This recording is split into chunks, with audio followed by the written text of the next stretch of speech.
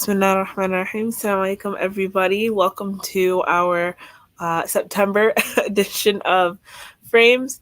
We are going to get started very shortly. Today we get to bring on the ALIM class of 2023. So some of the recent alumni ALIM graduates of the 2023 Summer Program are going to be joining today along with Ustadh Ubaydullah, and just conversation about their experiences, takeaways, things like that.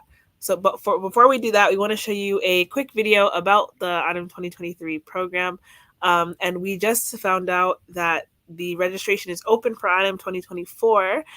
So if you are thinking about going, inshallah, maybe today will spark your interest a little bit more. You can go to ALIM.com, ALIM program, the ALIM program website, and register for the summer program. But we'll show you a quick video of the 2023 year so far, how it went, and it's a promo video for 2024. So bismillah, we'll get started.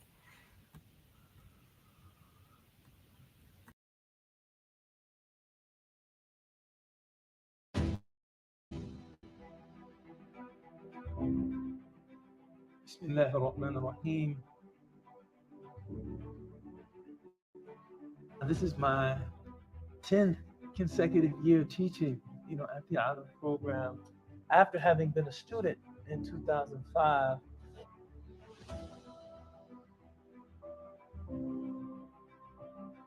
I think ALIM is important because it's a program that gives students the tools to engage critically, but it does so in a faith-affirming, environment.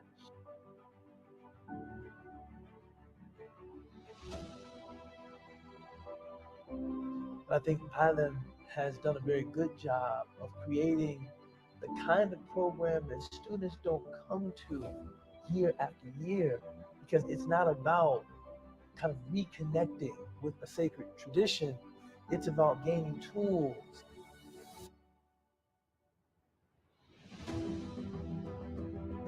We're not indoctrinating people. We really hope to give people the tools with which they can explore their own educational trajectories, as Muslims.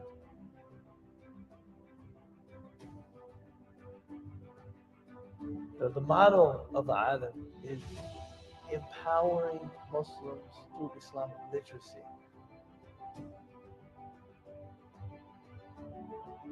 So we just want people to understand kind of the broad conceptual parameters of Islam, and then we're content to kind of stand back and see, where they take it. And I think that's a beautiful contribution to the Muslim education landscape.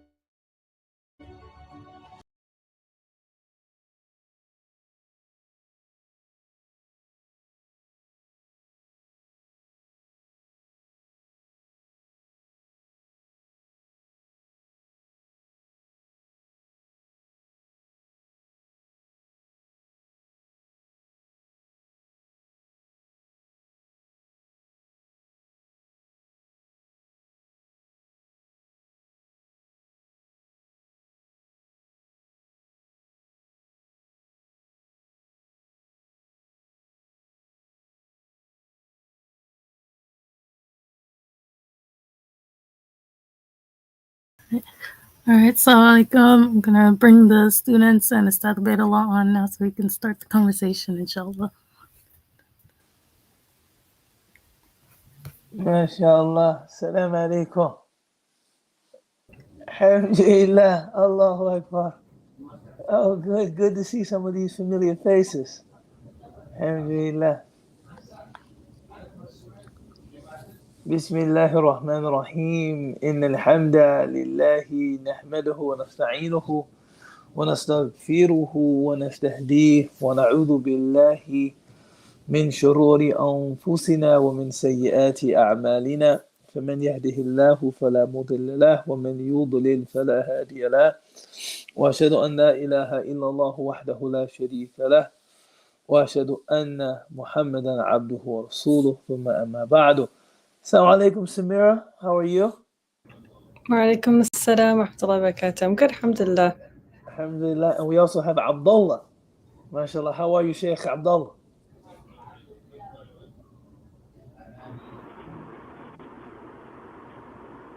Sheikh Abdullah is driving. Yeah, can you guys hear me? I can hear you clearly, but I can also hear a little road noise. But it's not. I mean, it's not a distraction. Yeah, I'm sorry about that. Inshallah, I'll get like home soon. Inshallah, okay. No, so mashallah. So this is a good opportunity for us to kind of recap with you guys, see what your post-ALIM experience has been like. This gives us the ability to go back, fine-tune the programming, so that we can, augment or accentuate those aspects of the program that in retrospect you thought were really helpful, really beneficial, and then maybe adjust some things within the program that you thought weren't as helpful or beneficial. So Samir, I guess because, mashallah, you have the courage to have your camera flipped on, mashallah, what was your, how has your experience been? First off, what was your experience like at ALIM? How would you describe your ALIM experience? Bismillah. To be honest, I didn't know what I was throwing myself into. It was a very eye-opening experience. It required a lot of reflection. It was very eye-opening in the sense that we approached many topics that I was familiar with and from a different perspective. Even just engaging with students from different backgrounds and different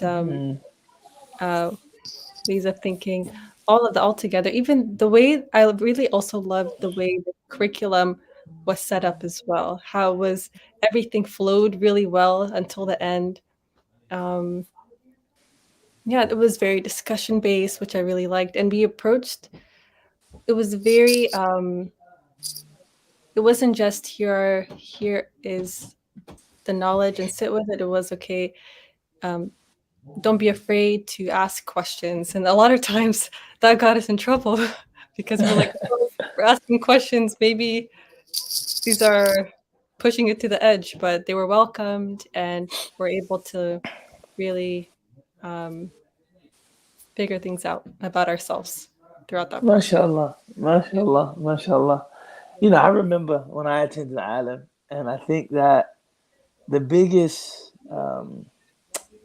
my biggest surprise was the ease with which I could ask questions, right? Questions that in other contexts might seem like irreverent or might seem like, wait a minute, you're opening, in context other than ALIM, certain questions were considered like the madakhil of shaitan, like you're opening doors for shaitan. You know what I'm saying? And, I think people who warned us about being too inquisitive, about asking too many questions, I don't think they were doing it out of insecurity about the deen or about our tradition. I think they were doing it out of protectiveness. Like, there are some paths that you just don't want to go down. The only problem with that is that even if you don't ask the question aloud, you're still thinking about it. So, I always tell people, if there is a question that's troubling you, if you can quiet your mind, if you can quiet your heart, just say, inni amantu billah, amantu billahi wa rasuli, I believe in Allah and His Messenger, and effectively close that door, then alhamdulillah. On the other hand, if it's something that continues to kind of gnaw at you, eat at you, it's something that you want someone to address, it's best to go to a place where you can actually address those questions. And ALIM was one of the first places that I felt like I was able to address, some of those questions. And I really appreciated that about my ALIM experience. MashaAllah. Abdullah, how was your ALIM experience? Man, like I don't even have words to describe it. Like, mashallah, it was something else. Like I thought I would be in there for like, Islamic, studies, just like educational thing.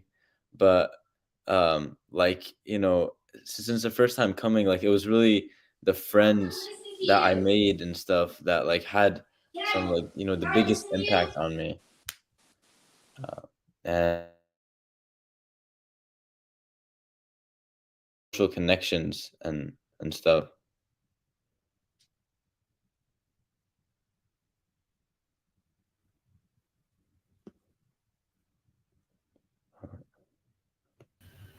Uh-oh. You might have had to go. Oh, he's back.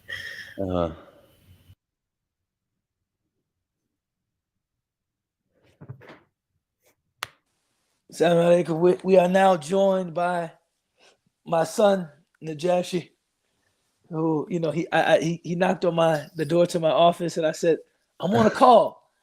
He said, I'd like to come in and listen to you, Dad.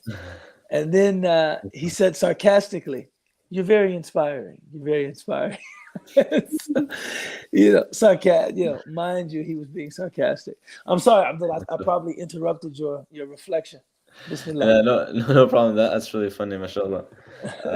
But yeah, I mean, like being in an intimate space with like scholars like yourself, and like-minded students, and peers. It was just, I mean, honestly, like it was such a transformative experience, mashallah. And now, in my community, I'm just filled with so much energy. Like, I just want to discuss everything. Like from the first, time I came, I went in a restaurant with my family, and instead of it being like, a discussion, everything, like I was teaching them from my notebook, like all of what I learned, Allahu Akbar. Allahu Yeah, Akbar. 'cause there's just so much stuff, and yeah, like honestly, I'm run out of words to describe it, but I think like the friends I made there and the connections was like one of the biggest things. MashaAllah. No, man, knowledge. Of course, you know the saying because you're a poet. But talibani la yashba'ani, talibul ilmi wa talibul mali. That there are two seekers that are never satisfied: seekers of money and seekers of knowledge. And when you get that experience, Assalamu alaikum rijal. MashaAllah. MashaAllah. Sorry, When you get that experience, no, alhamdulillah, we're just happy to have you. When you get that experience of engaging with knowledge in a serious way, it's it's like you develop this unquenchable thirst for those kinds of settings, for those kinds of conversations, and it's a little bit different than just like learning. Like if someone is just teaching me from a book, I appreciate that. I actually think that there is much to be gained from just reading traditional text and sitting with teachers and going through them. But when you can have like a really mutually enriching discussion about knowledge, that's really addictive, right? You want to engage issues like that.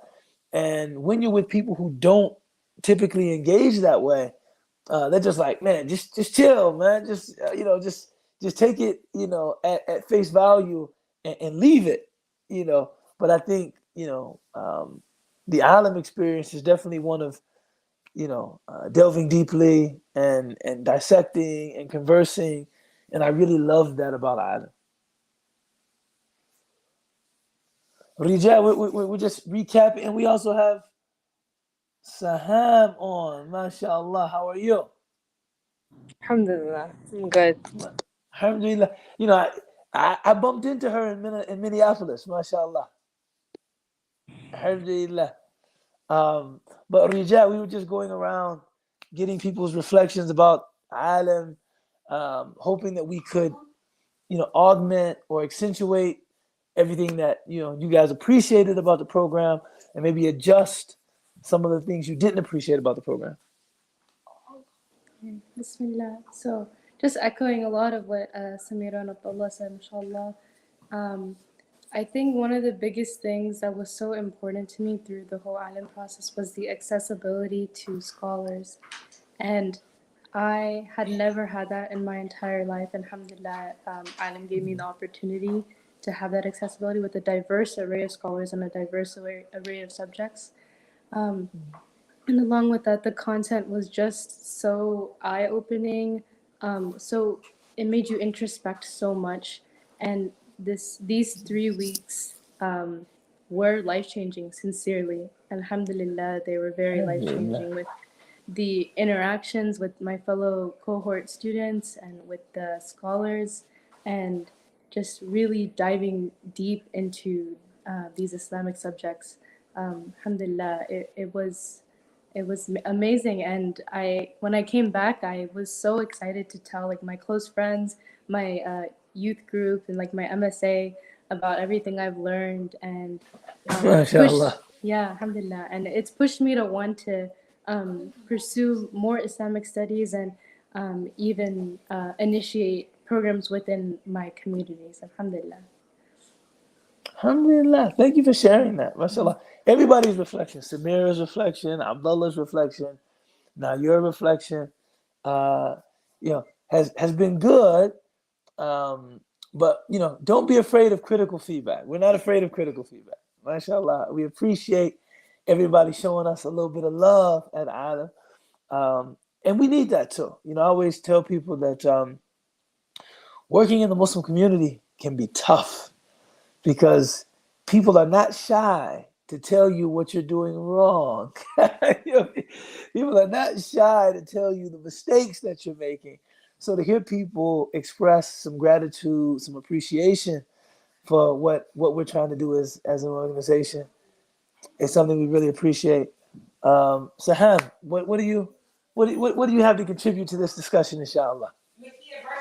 Going off of everything they already said, like I feel like ALIM showed me how minded, like I learned from people, but they weren't understanding of different mindsets. So once I got there, I was just in shock. Well, what's happening here? And when I was super excited to be telling everybody everything, my favorite thing was start humanizing the prophets. Learn they're human beings. Helped me grow. I feel like it shaped me as a person, not just a Muslim, but as a person as a whole. MashaAllah. Alhamdulillah. Sahar. Everybody has shared something very beautiful about their ALIM experience. Everyone has been very charitable and very generous to ALIM. I know you're going to be the first person that rakes us over the coals, tells us what you didn't appreciate about your ALIM experience. So, I'm going to just like clench my jaw and get ready for the punch, inshallah. Bismillahirrahmanirrahim. Assalamualaikum, everyone. It's so great to see you all. I wouldn't say that I have anything like a punch to contribute, but I will say that alhamdulillah, like I really did enjoy my experience, like a lot of my colleagues here. I think for me the biggest takeaway for me was that, like, as an academic, I've studied so much in fields that are not necessarily related directly to Allah subhanahu wa ta'ala, right, and the deen. And so I've always kind of, when I go to these lectures at the masjid, or I go to these other talks, I always get the back end of the story. And like, alhamdulillah, like I've been able to grow in my deen, and like I've learned a lot, even just going to these lectures and things. But I was always curious, like, what is the root? Like, what is the story? Like, where does the origin of all of this? Like, who is Imam Shafi? Who is Imam? Like, where did these madhabs come from, and what do they mean, right? So subhanAllah, like going to ALIM, it finally gave me that intellectual rooting to my deen that I've been looking for a very long time. And I think for a while I didn't know what I was looking for. I just knew that there was a piece missing. Right. Yeah. And then I saw, and then I saw this program and it being all about Islamic literacy, and I was like, that's what I need. I need to be literate, right?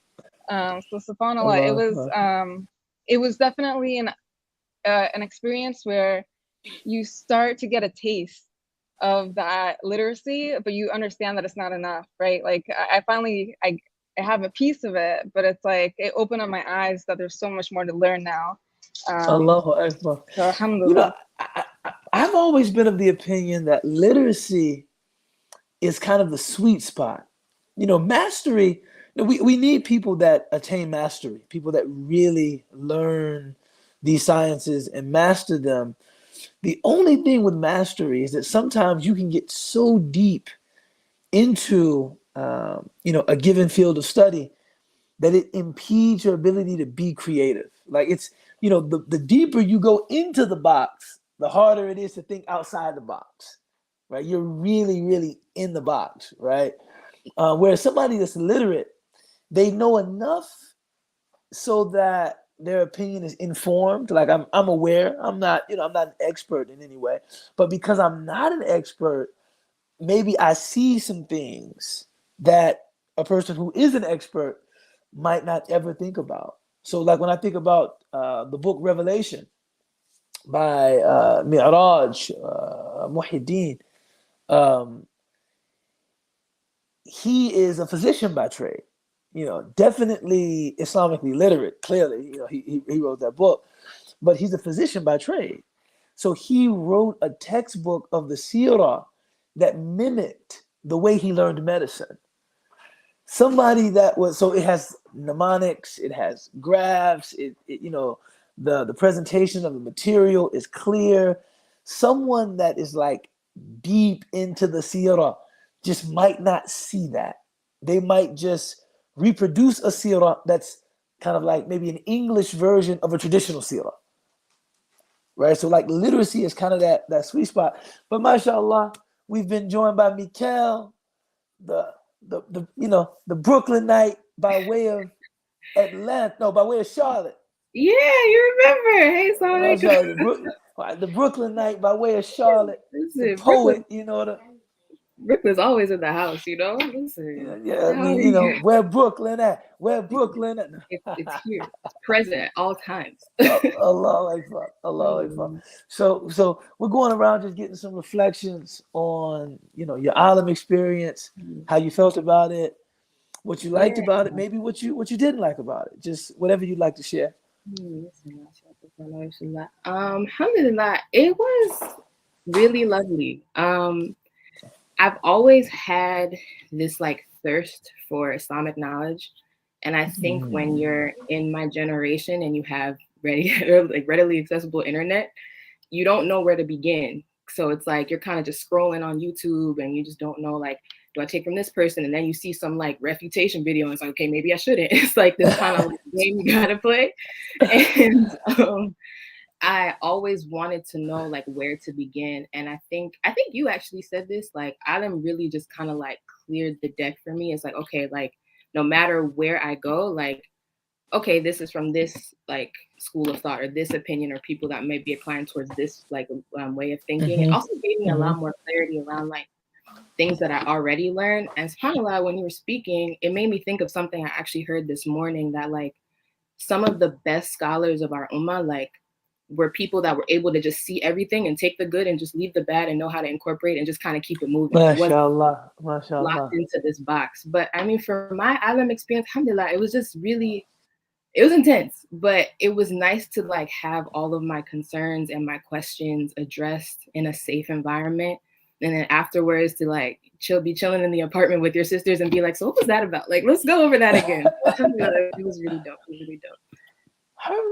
Man, you guys are making me feel like maybe we are making a difference, man. Because when you do something year after year, you're always coming back to the table like, do you think the students are getting anything out of this, man?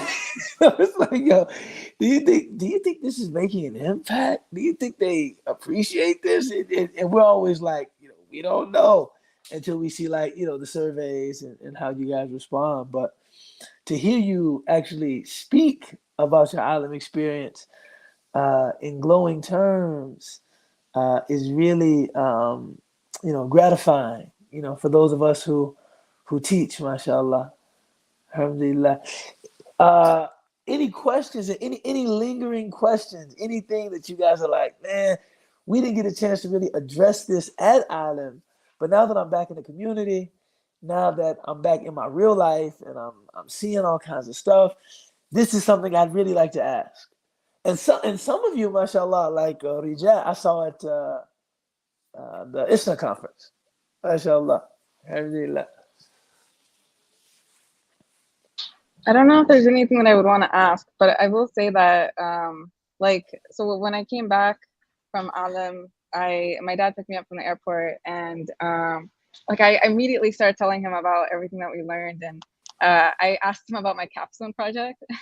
I was like, "What do you think, Dad?" Because my dad used to be on a board for a masjid, and I said, "Like, do you think this is actually feasible, like at the masjid that you were on?" And so like we like hashed it out, and then I started thinking about everyone else's capstone projects, and mashallah.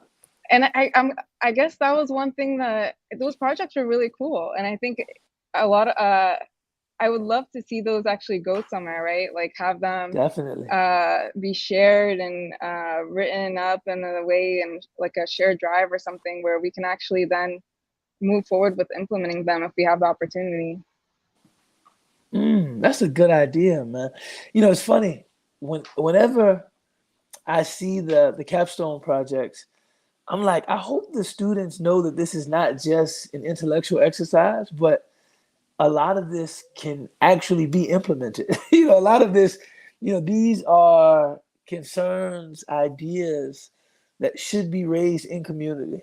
You know what I'm saying? So, no, it's good. It's good to see faith and knowledge, you know, in action. MashaAllah. Anybody else had I was gonna add on to that. So with my capstone project, I actually went on to my messenger and I asked them, like, we need to implement this. We need to do this. Like, and I took a couple of ideas. And the first teacher that I spoke to just looked at me like, people have tried this before. Like, and I'm like, no, you're not getting it. Like, look through it. Just look through it. We can get this. And then I went to my email. It was like, I'll look through. But they're all just, I'm just like, now I guess how do I motivate the people the same way I'm motivated by it? Like, they're like, okay. Allahu Akbar. It's just, okay. MashaAllah. Who's at the masjid? Who's at the masjid? Oh, okay. No, that's your phone. That's your phone. No, I'm at the masjid. They're praying. Sorry. Oh, so, are you at the masjid that I spoke at? No, not that one. Very close to it, but not that one. Okay, mashallah. Alhamdulillah. Mesa just asked, maybe you guys would share your career paths and if ALIM has influenced your future goals at all. So what do you, so remind us, man, remind us, what are each of you up to? I'm already unmuted, so I'm actually a student right now, and it just feel like it helped me like connect with people that are not Muslim or from different backgrounds a little better. Okay, mashallah. I definitely could see how ALIM would aid with that. If I may, Nika, what are you up to? Yeah, I'm getting my degree in social work. Something that is really that ALIM really kind of pushed me in the. I was thinking about it before, but ALIM kind of like pushed me over the edge. Was I'm interested in Islamic integrated psychology. I think that mental health is very important, but when you go into your regular therapist office, they're not. If they're not Muslim, they don't take into account the reality of the soul, of the nafs and other things that like might be like that affect the human heart. And I want to, inshallah, be involved in some sort of therapy or healing way that integrates both like the actual like psychology, but also like what we know about like ourselves as Muslims. MashaAllah. No, man, this is, you know, I spoke at ISNA with Dr. Rania Awad from Medistan. You know, she has an integrated Islamic psychology practice, you know, and she's also teaching at Stanford called Medistan. You should hit her up, man. You know, I know a lot of people that hit her up, and I think she works with a lot of people, you know. But that's excellent, man. That's huge. Samira, bismillah, you know, in class you were quiet. On StreamYard, you're still quiet. MashaAllah, we gotta push you to make a contribution. But whenever you do, it's always, MashaAllah, extremely beneficial. Thanks. I studied plant biology.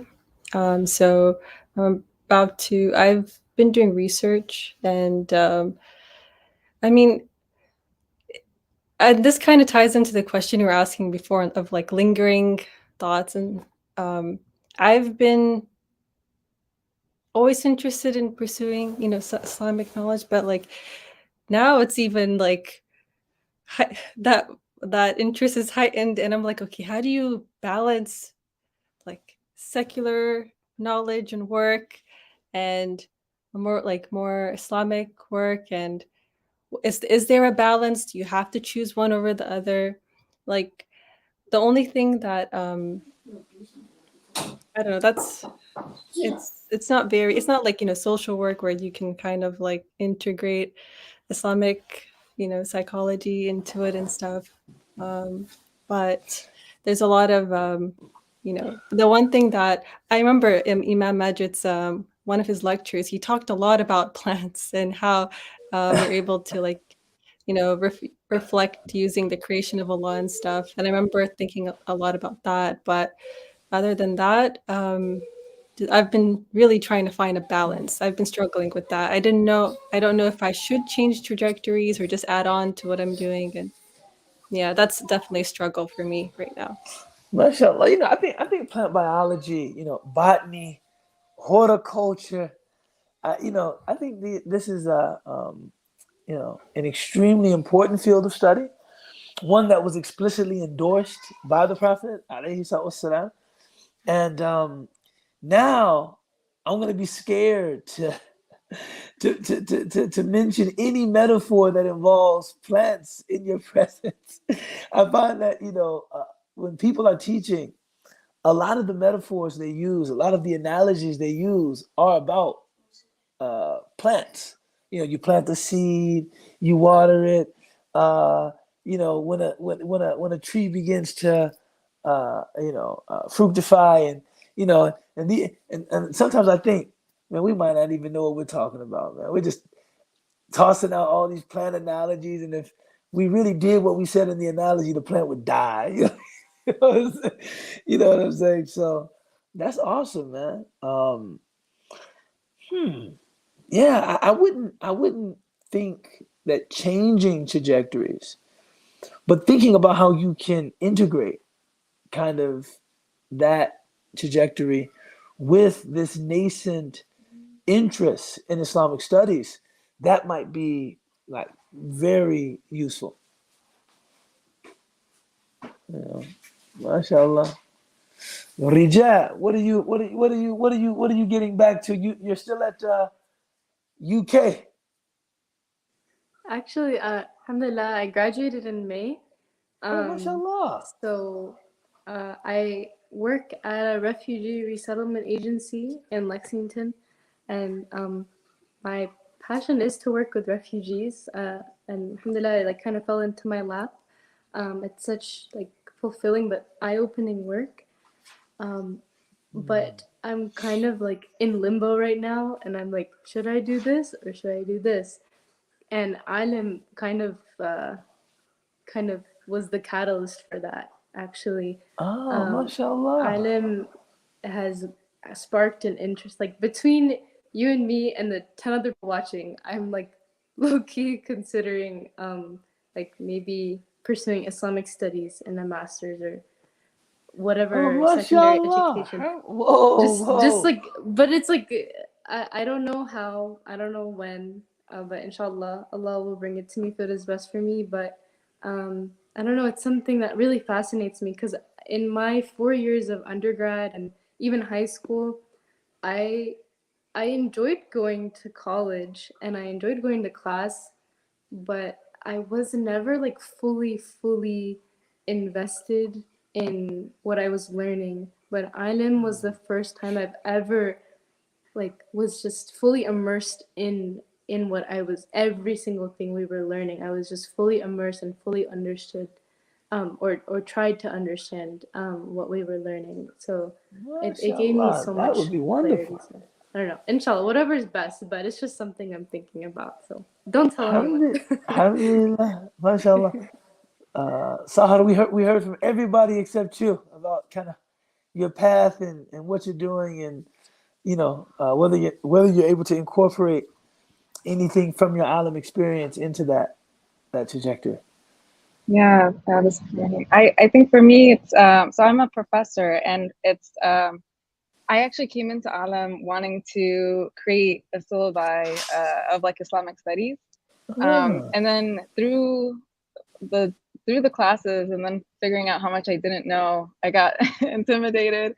But I started talking to Dr. Jackson about this, and he gave me a brilliant idea of like creating a class on the sociology of Islam, where because I'm a sociologist, the idea would be to incorporate, and I'm already very passionate, and I always like talk about Islam just like to friends and like students if they're curious or whatever, but this would in a systematic way be able to show how sociology and Islam are actually like how Islam can actually provide a framework that would be beneficial to sociologists, right?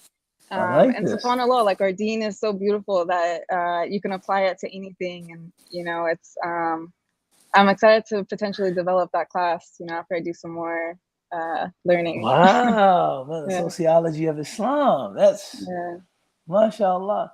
Some people call Ibn Khaldun, I know. the father of sociology.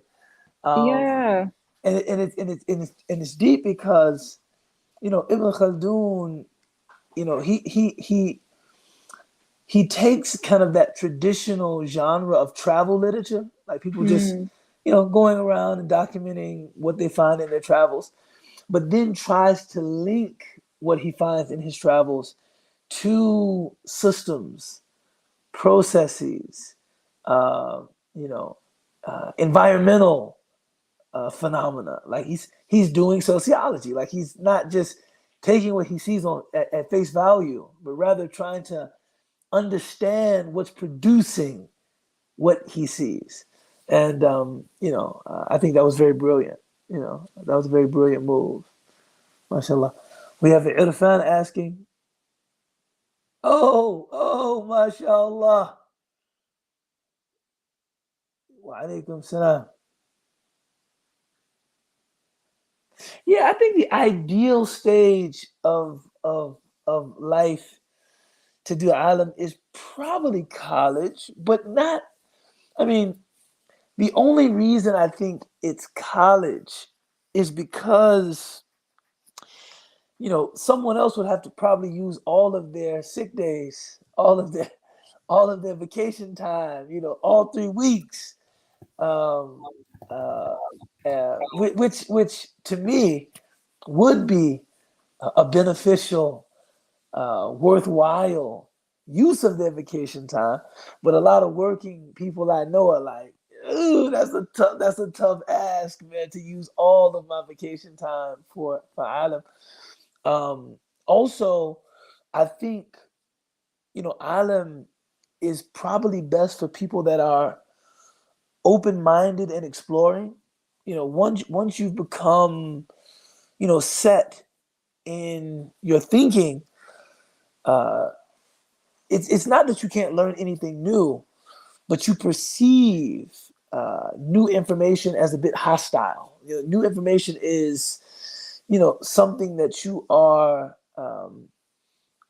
There's a kind of defensiveness that accompanies encountering new information, whereas I think people that are regularly encountering new information, they're engaging in impassioned debates with classmates.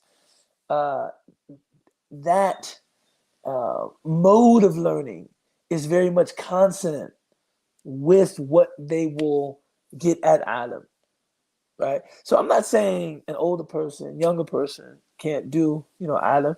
I'm an old guy now, and I think I still would enjoy the alim program, but I think college, traditionally, I would say 80 to 85% of our students have been college students, right? The vast majority of our students have been college students. I don't think that's a coincidence. right? I think that there is something about ALIM's programming that appeals to people that are, you know, engaging in critical study in that time in their lives. Yusuf, mashallah. Assalamu alaikum. Wa alaikum salam wa rahmatullahi wa barakatuh. Man, this is like a Lexington / Cincinnati takeover. Alhamdulillah. Alhamdulillah. So you came on after we asked people, tell us about your ALIM experience. I mean, how was it? Maybe you can tell us what you liked. You can tell us what you didn't like. You can tell us, what you would change. Whatever you care to share, man. Floor is yours. Yeah, inshallah. Bismillah. I think overall, the experience was one of growth. And I think that's something that a lot of us really appreciated from the setting, the companions, the overall vibe was it instilled a sense of humility within us. Being in an environment in which you're challenging yourself intellectually, emotionally, and spiritually, it causes you and forces you to be, as humble and as vulnerable as possible. MashaAllah. And I think that stimulates in such a profound experience of growth within oneself. But also, probably the most beautiful part of the ALIM experience is the connections you make with your fellow students and your teachers as well. That sense of vulnerability is one that links you forever with your fellow companions. Yeah, mashallah. Yeah, definitely. Yeah, Extremely definitely. beautiful. Alhamdulillah. You guys had a real cool cohort too. Sometimes I would look out. I'm like, during break, Mikael is asking me like, who are your top 5 rappers? I'm like, oh, this is fresh. And then, I come back into class, I see brother Jonathan, just sitting there just in full Boulder, Colorado glory. You know what I'm saying? I'm just like, they had a real cool class, man. And you could feel that the sisterhood was real, the brotherhood was real. And, unlike actually some of what we've experienced in previous years, other than one hiccup that I was informed about with, a particular student, it seemed that everybody like really got along too. It seemed that people really got along. So that was really, really refreshing. Alhamdulillah, yeah. If you hear somebody making noise, I want to show you. This is who's making noise. You know what I mean? MashaAllah, mashallah. They're sitting in Dad's office, and oddly enough, my son knocked on the door and he said, "Dad, I want to come in and listen to you." I said, "You do?" He said, "You're very inspiring." he said that with pure sarcasm. Very inspiring. Okay, so you don't have anything else to do. Come on in. MashaAllah. Okay, since you guys are ganging up. Assalamu Wa alaikum salam wa rahmatullah. You guys are ganging up Lexington, Cincinnati. I had to get my homegirl to come in. Chicagoland, Lyle, Nusayba. Salam alaikum. Wa alaikum assalam. How are y'all doing today? Alhamdulillah. I'm well. We were just asking people. Now, I expect you to be honest, but we were just asking people, what they thought about their ALIM experience, what they appreciated, what they didn't appreciate, what they learned, just kind of their takeaway from the ALIM experience. Sure. Well, first off, I'd just like to say, honestly, it's so nice to see you guys all again. I miss you all a lot. So it's really nice to see your faces and get to hear everyone kind of recapping. And it's been a little while, so it's nice to kind of be back in this circle and get to relive those memories a little bit. So I thank you all for that. Alhamdulillah. But alhamdulillah, I think my alim experience was pretty profound. I think I had a lot of like scheduling issues and things coming into it, and I wasn't sure if I would be able to commit the time or if it would be worth it. And with all of the things I was juggling, like I was so glad, alhamdulillah, that I decided to come to this class, because it was really unique, and you can tell from the way the teachers taught and the structure of the whole program that it truly was to serve a purpose of opening our minds to Islamic literacy and to a new way of thinking. And I think oftentimes we're fed information very directly, and I was realizing it was a little bit like a learning curve to even figure out how to be taking in the information properly. So even like when it started with Dr. Jackson's class, we were talking about like ego and nines and Islam and secularism, and I was like, how do we connect the dots? Like, where we going with this? Yeah, and so it was, especially like my background, I've been studying engineering for the past 2 years, so I'm like very straightforward. It's like 5 + 3 = whatever, and you just keep moving. But it was, and I realized that the reason why a lot of the you do realize you said studying engineering, it's very straightforward. 5 + 3 = whatever. Okay. Yeah, exactly. But the point is that I think he was, when I realized that the way that he was giving us the information gave us a more open-minded view and kind of forced you to say, okay, this might be the natural way that people often think about this type of topic, but let's see how we can apply it to our personal lives and experiences. And I think that's what made every subject and every piece of information more personal and something that we could really use on a day-to-day basis. MashaAllah. Beautiful reflections. Alhamdulillah. Yes. Oh wow, man, this is really enjoyable, man. This, I actually prepared myself for just a no holds barred conversation about ALIM and what we could have done better, and this ended up just being a session where people just showed appreciation for ALIM. So I'm feeling, I expect to sleep well tonight, inshallah. I expect to sleep well tonight. Okay. People actually appreciate, what we're doing. Did anybody have any kind of lingering questions? Hold on 1 second. Hey guys, it's time to go to bed. It's time to go to bed. It's time to go to bed. I'm telling you, it's time to go to bed. Here. Good night. Give me a kiss. No, it's time.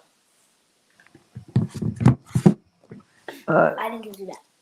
Give our salams to Najashi, please. Everybody gave the salam for everybody gave the salam for Najashi. 7:53. I know it's time for bed. My son gave me a kiss and said, "Dad, are you only doing this for the camera?" It's okay. I said it's time for bed. Go, guys. Man, not in front of company. Pretend like you respect me. Hey, Dad, let's go. Bedtime. Keita, let's go. For the camera, Keita. For the camera. Keita. Put on the show. Let's go, man. Let's put on the show. Bedtime. Salam alaikum. Now look at this. I can keep Dad, look. Son. We'll just go this. Son. Don't go away. Najashi, close the door for me, son. Jazakallah khair. It's actually a blessing to have children that want to hang out with you. They want to, Yeah. Hang around and stay around. Yeah. but this, my son is just something else, man. As they give me a kiss, he said, "Is this just for the camera?"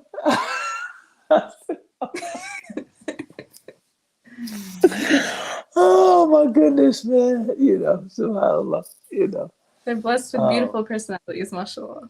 MashaAllah, they are. You know, the best of them they get from their mother, the rest of them they get from me. You know, mashallah. But if anybody had any kind of questions or things that, you know, now that they're outside the program, they would like to have addressed, you know, this would be a good time to put any questions they might have forward. If I may, Bismillah. so towards the end of the program, we asked about like, you know, what to do now that we're going back into a regular environment, and the advice you gave us was to have adab with where Allah has placed you. And I want to study like traditionally, like I really want to go to Tarim, but I don't want to have to wait for these like big things in order for me to be able to study. So I wanted to ask like what you would recommend just like for somebody to do casually, like Mashallah, mashallah. Yeah. Mashallah. You know, one of our teachers used to say to us that, you know, the adab of knowledge, right? The etiquette of seeking knowledge is that before a person travels, they would, you know, extract all of the knowledge that they could from their locality. And he said that, you know, a person's willingness to do that is what separates the true seeker of knowledge from just the seeker of adventure, you know. And he said there's nothing wrong with being a person who wants adventure, right? But, you know, a person who wants adventure, you know, they really want that rihla fi talab al-ilm. They want that trip, they want that travel, they want that, you know, they want that experience, right? And that's okay, but it's a separate thing. Whereas a person who wants knowledge, they will seek knowledge that is close to them, right? That's readily available, just as passionately as they would seek knowledge, you know, across the Atlantic Ocean. It's really about accessing, you know, knowledge. And he said for that latter person, a person who wants knowledge, when they exhaust the resources they have access to, Allah opens other resources to them, right? When they exhaust, when it's like, you know, I have tried to read, study anything with anybody in my town, anybody in my county that I thought knew a little more than I did, that I thought could teach me, you know, anything. Now I'm considering, you know, traveling to Hadramaut, like you said, to Tarim or to Egypt or to Morocco or to Senegal or to Saudi, or I'm considering travel, but you know, I did access what I could access. And so I would say, you know, ask around if you want. Now, of course, online there are a number of educational resources, you know, places that you can, you know, study Islam with solidly trained instructors. You could avail yourself of those opportunities to study. Me personally, I love, you know, and I do realize the irony of saying this on a StreamYard call. I love in-person interaction. I love in-person interaction, as you can, you know, as you can clearly see. So I would probably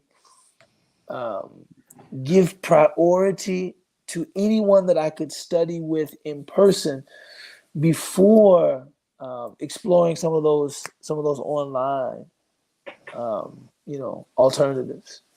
And you're in Charlotte, you know. I'm trying to think who's in Charlotte that I know.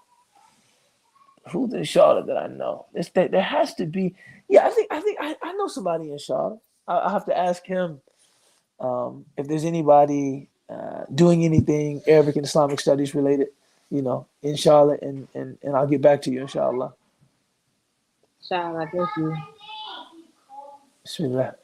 Anything else? Anything else anybody want to ask?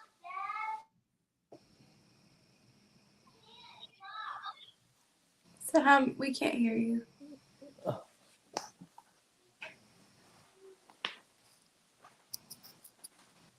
She said, you can't hear me now, you can't see me.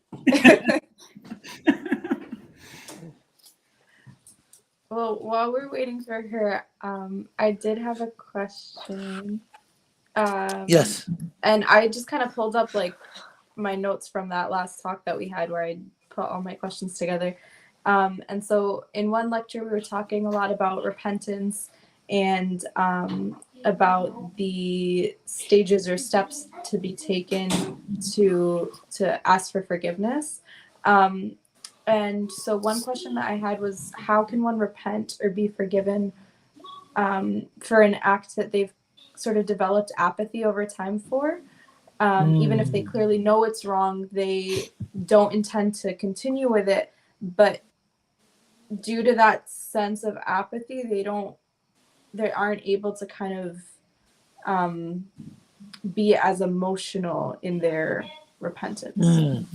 You know, Bismillah, I think whenever we reach our personal limitations, suhbah, you know, companionship, being able to see yourself in another's reflection. You know, when the Prophet ﷺ said, Al-mu'minu mir'atul mu'mini, the believer is the mirror to the believer.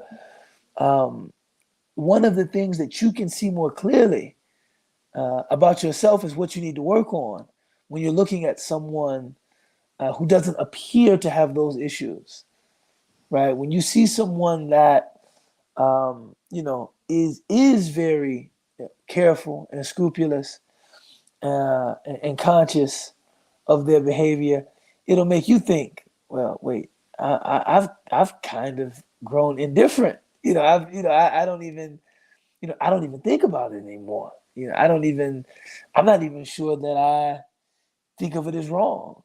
So the first thing I would say is, if you're looking to, you know, energize your, you know, pursuit of you know, repentance and repair in your relationship with Allah, to spend time with people who help you to see yourself clearly, right? To, you know, to look into that mirror so that you can see, wow, there's, you know, quite a ways I need to go. You know, I know that I'm usually at my most introspective after spending time with people who really inspire me. You know, so when I see people, you know, striving as, you know, Muslims, as fathers, as sons, as neighbors, community members, husbands, it makes me think, wow, you know, I have quite a ways to go before I reach, you know, that level. And it kind of wakes me up, you know, it wakes me up from that apathetic, you know, slumber, you know, that you're referring to, that kind of, you know, I'm not saying I'm okay, but I'm not saying I need help. I'm not really saying anything. I'm just kind of numb, you know, to it all. You know, the second thing, you know, I would say is, you know, learning more about the character of the Prophet ﷺ. You know, that's the clearest mirror that you can kind of look at and look at yourself and see your deficiencies more clearly, and understanding that, you know, the closer we get to prophetic character, إِنَّكَ لَعَلَى خُلُقٍ عَظِيمٍ, God says about the character of the Prophet ﷺ, truly your character is tremendous.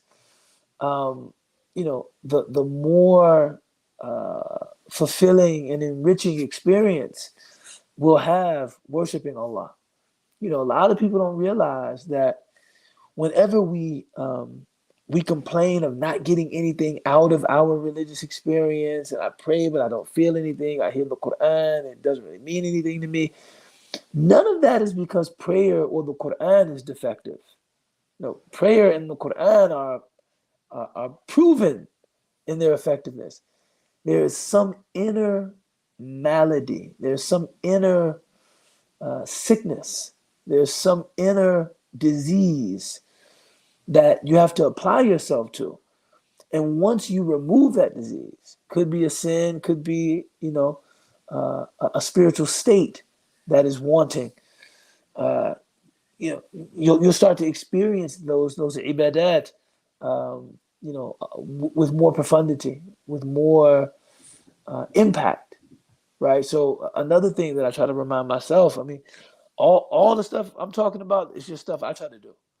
Is if I actually give this the attention it deserves, if I really apply myself to working on this, the reward will be kind of a clear connection, less static in my relationship with my Lord. Mashallah.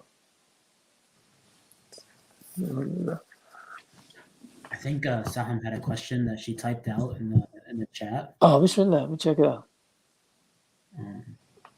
And I had a quick one afterwards as well. Okay.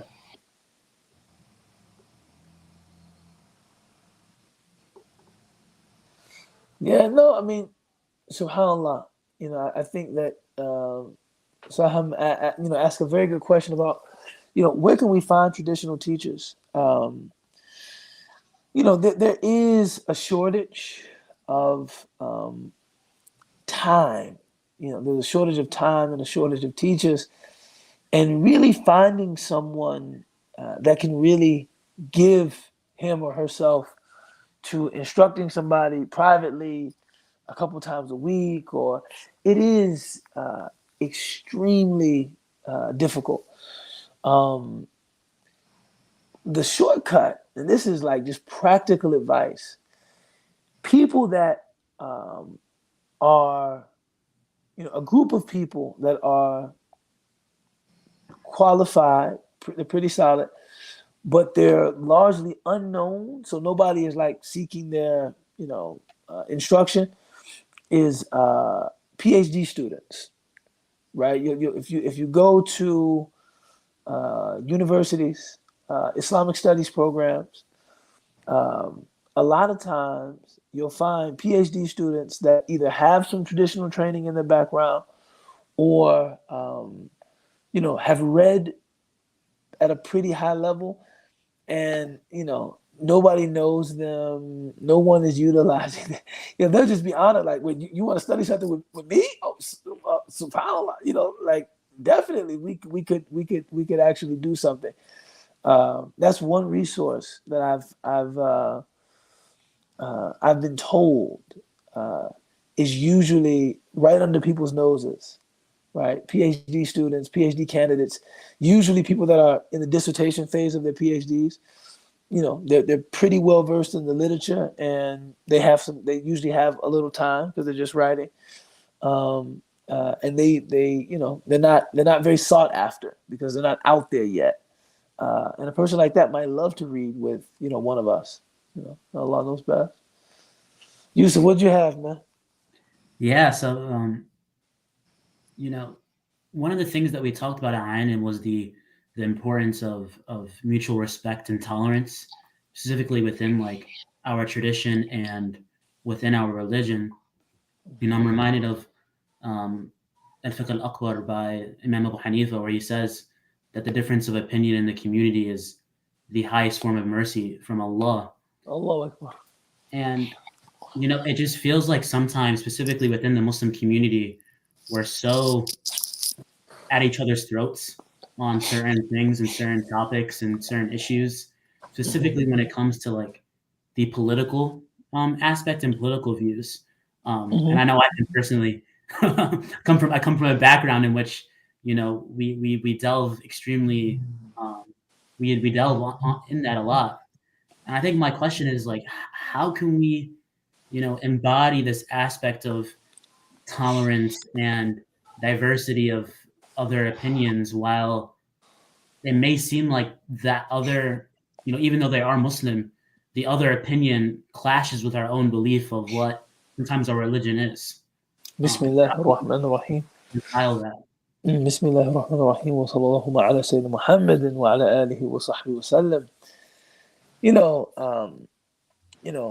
I read a line from Khalid Abu al-Fadl in which he said,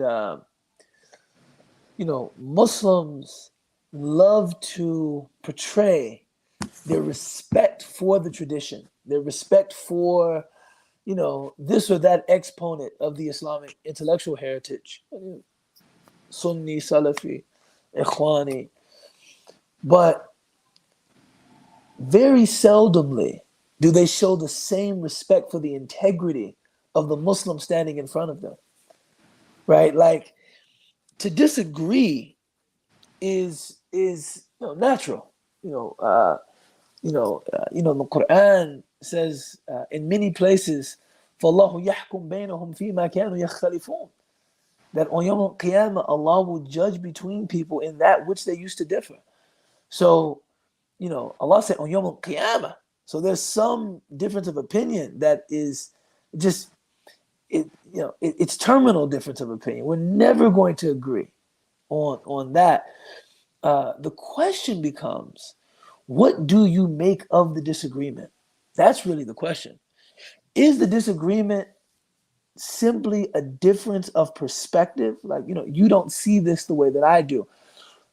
Or must I impugn your integrity as a Muslim?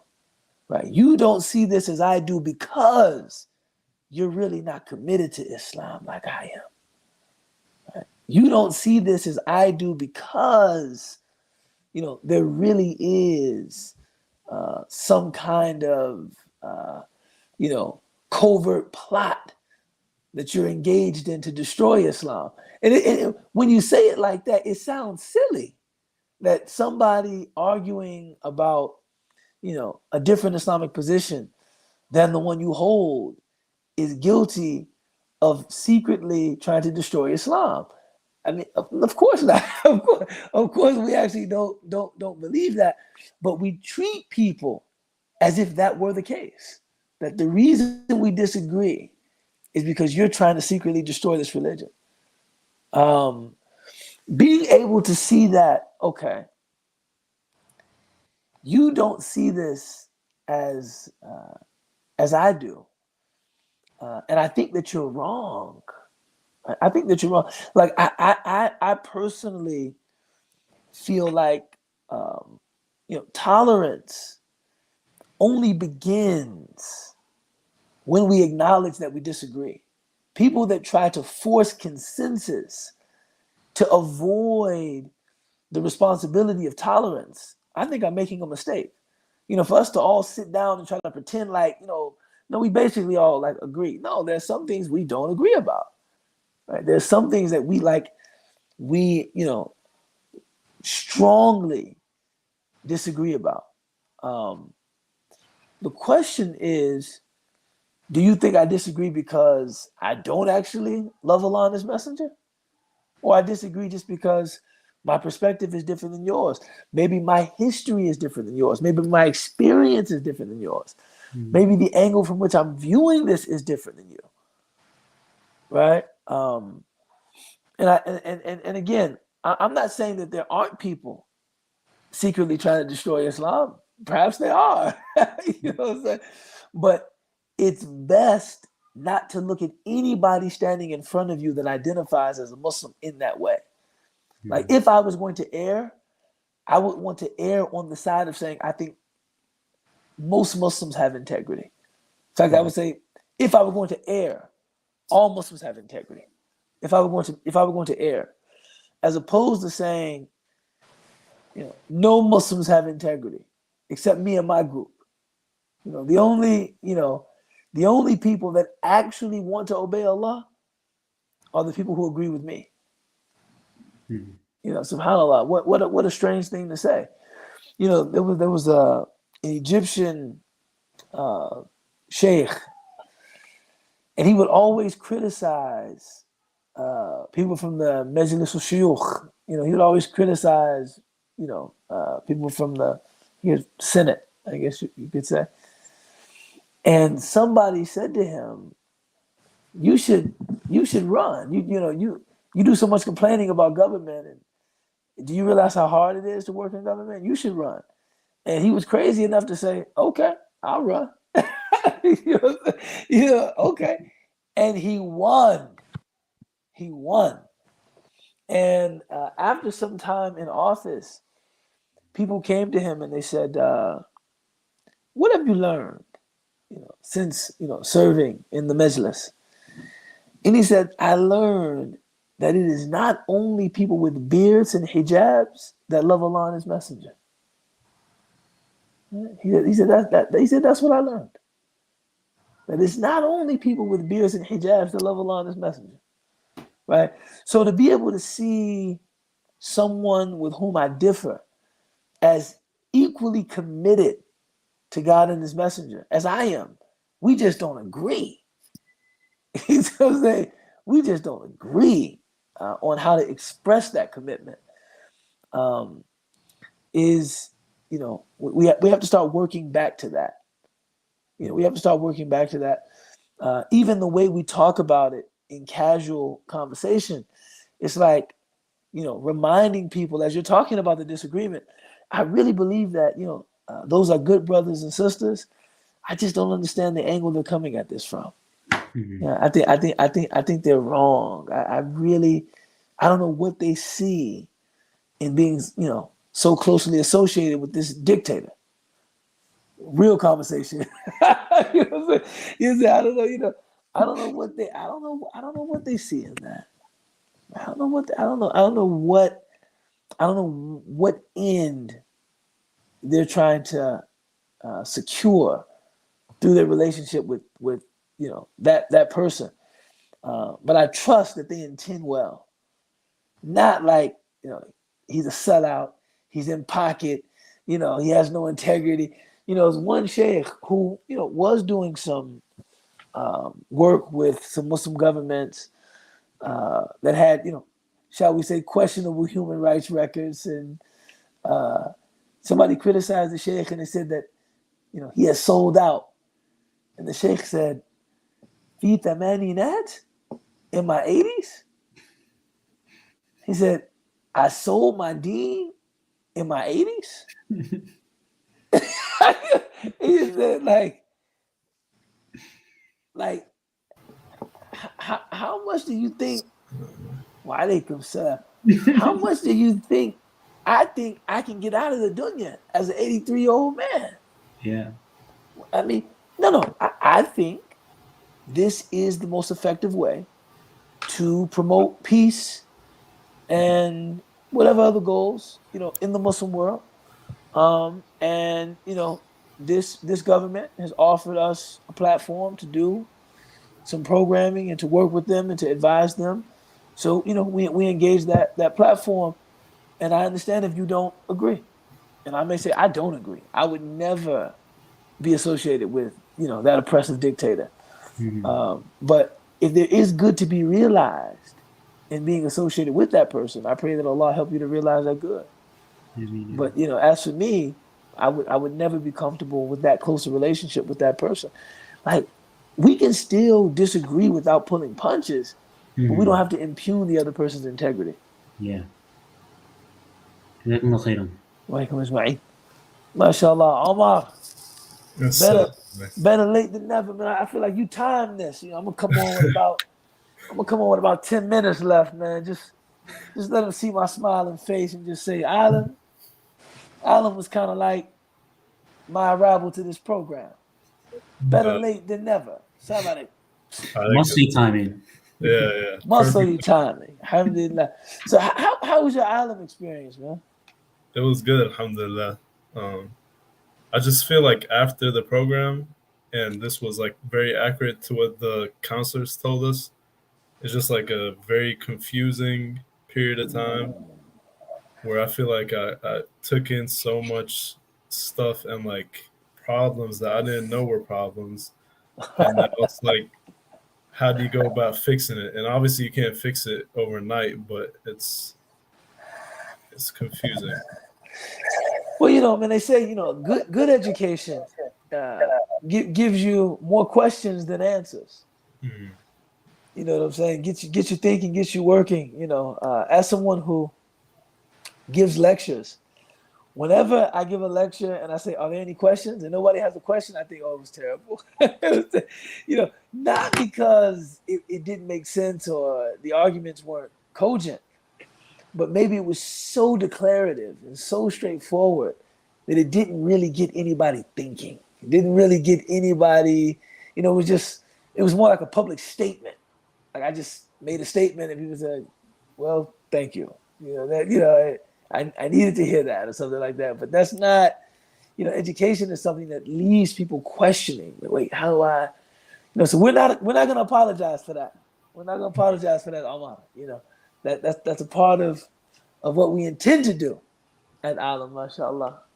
But, part of our goal is empowering people so that they feel that with some Islamic literacy, they can, begin developing, some of the solutions, to the problems that they deal with. Okay. Alhamdulillah. He said, okay, that doesn't do much to answer my questions, but No, it does. yeah, you're welcome, Habib. You're welcome, Habib. Anybody else have any other questions? Yes, I have Rija. a question. Bismillah. So this has to do with like niyyah, like intentions. And I just think it's like so important because niyyah is in everything we do, right? Yes. And it's our job as Muslims to be intentional in everything we do. So I want to ask a question about how can you differentiate between, like, for example, if you start out having a good intention with something, but then a kind of intrusive thought of a bad intention comes in the way. And then it's kind of like a ping pong match in your brain of, okay, was this a good intention or is it a bad intention? And it's just going back and forth. And you're just not entirely sure, like, what's going on at that point. So my question is, like, how to differentiate that, how to navigate that, if that's like waswas or that's from your nafs, and what role does like tazkiyah have in kind of being a medicine for this? Bismillah ar-Rahman ar-Rahim. Intention is, Islamic scholars have taken, taken special consideration to warn people about being afflicted with kind of self-doubt concerning intention. Right? Like, you'll find in almost books of fiqh from every madhab, people saying, don't let intention become something mentally deteriorating or mentally deleterious. Don't let if you make wudu and you're walking to the masjid, just keep walking to the masjid. Keep walking to the masjid. Don't think, well, there is somebody there who owes me money, who usually prays Jum'ah at that masjid. Am I going for the prayer? Am I going to get the debt? I'm just gonna go back home. No, just if what you've intended to do is good, do it. Right? Don't think, Shaitan, and Ibn Jawzi talks a lot about this in Talbis Iblis. Shaitan loves to turn people away from good action by getting them to doubt their intention. Right? Shaitan loves to do that. Like, you're going to do, because think about it, right? Any conclusion that ends with, or that concludes with, yeah, you know what, on second thought, because X, Y, or Z, I can't do this act of good. Shaitan, he won. If you're saying, because, clearly I want to be seen by people, I can't give the sadaqah, then you didn't give the sadaqah. Clearly, I'm stepping forward to lead the prayer because I want people to hear how melodious my voice is. You can't get the reward of, leading the prayer. So if you have an intention to do something good, just do it. Just do it. And as you're doing it, ask Allah to protect your intention and making dhikr, whether you're doing so audibly or inaudibly, during the commission of the act, calling to mind God, God's oversight, God's favor, trying to protect your intention, but don't at any point give up the action in the name of sincerity. That's just, I mean, think about that. I mean, all of us have experienced what I call the 2 rak'ah after Maghrib dilemma, where you're in a group of people and all of them are praying 2 rak'ah after Maghrib, and sometimes at home you pray them, sometimes you don't. Sometimes you pray the 2 rak'ah after Maghrib, sometimes you don't. You're seeing all of these people praying the 2 rak'ah and you think, wait, am I only doing this just so that they think I'm as good a Muslim as they are? You know what? I'm sincere, man. I'm not going to pray my 2 rak'ah sunnah. Now think about that. You're showing your sincerity by not praying to Allah. No, I mean, what sense does that make? Right? No. Yes, it's clear that you are inspired by this environment and the fact that people are praying.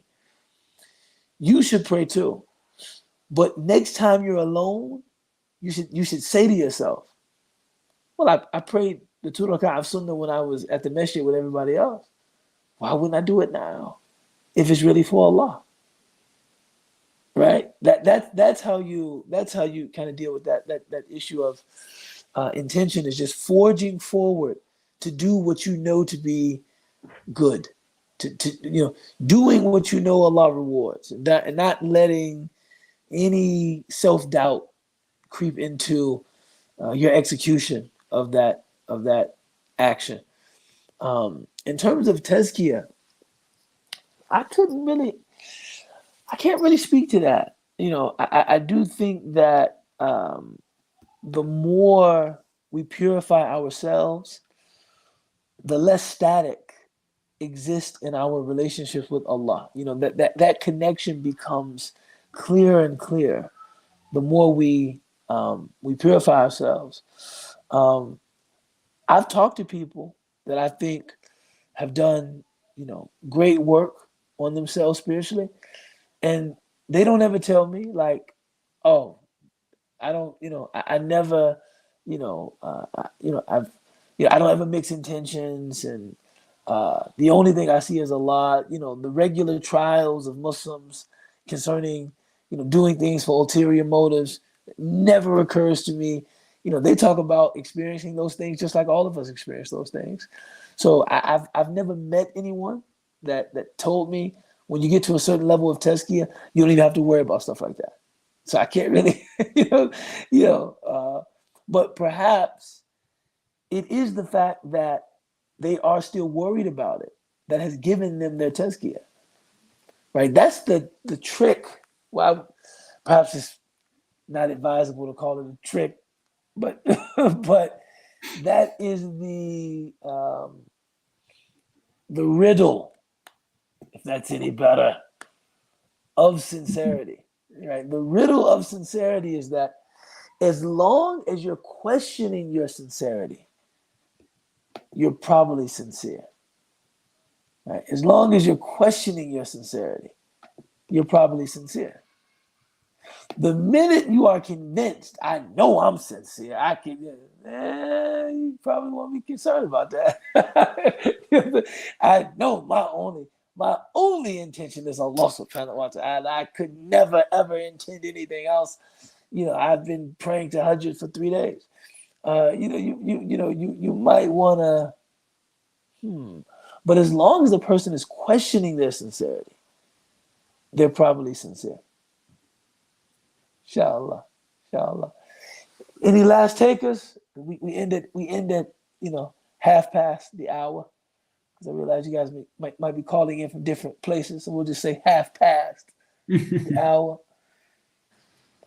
Well, jazakumullahu khairan. I enjoyed this conversation, man. It's not every day that I get to catch up with ALIMni. May Allah bless you. Yes, we say ALIMni. Yes, it's corny. but so what? Ustadh, before we do wrap up, I do have a quick question. Bismillah.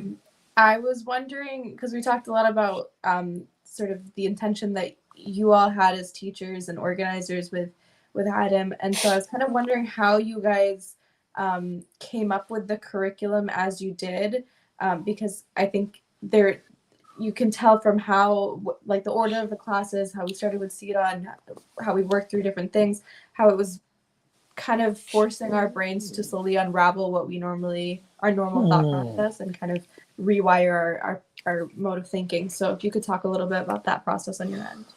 Bismillah. I wish I could say that it was very intentional, but it probably came down to the availability of the teachers. Yeah. I was going to say it could just be like the luck of the draw, but it felt intentional. It probably came down to the availability of the teachers, in all likelihood. But, there was a filmmaker named Orson Welles, Citizen Kane, and, a few other classic, F is for Fake, which is a really good movie, but there's some parts I wouldn't advise, But it is, in any event, Orson Welles said that his job as a filmmaker is really just to create a container in which these divine accidents, can happen. Right? That's just trying to create a setting where those things can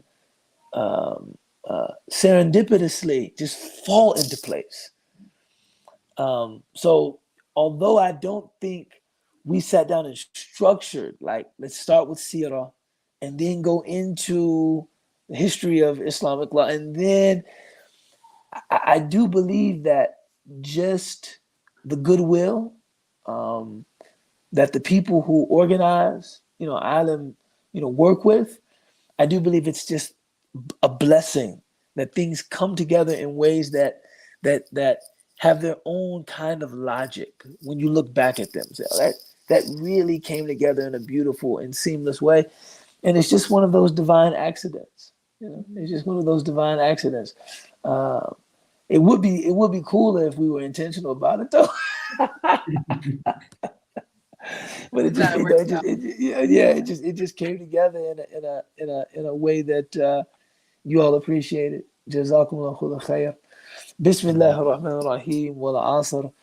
إن الإنسان لفي خسر إلا الذين آمنوا وعملوا الصالحات وتواصوا بالحق وتواصوا بالصبر سبحان ربك رب العزة عما يصفون وسلام على المرسلين والحمد لله رب العالمين. Assalamu alaikum. I enjoyed this, man. We'll do it again soon, inshallah. Wa alaikum salam wa rahmatullah. Jazakumullah khairan to you all for joining us. Thank you to Ustadh Ubaydullah and all the students who joined us and everyone who was watching along with us.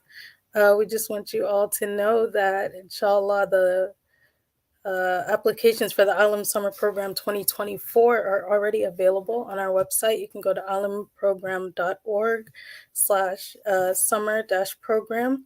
And you can begin to register for the ALIM Program 2024. You've heard from the students their takeaways and how much it impacted their lives. And for myself, I did the summer program in 2019. And it impacted my life in the same way that it did for many of the students. And alhamdulillah, it's just an ongoing experience that I really think every American Muslim should strive to participate in at least once in their life. So you can go to our program, alimprogram.org/summer-program, and make your intentions and start registering for the Summer Program 2024. And inshallah, you can also join us next week for our book club. You can find that information on our website. Jazakallah khairan for joining us. Assalamu alaikum.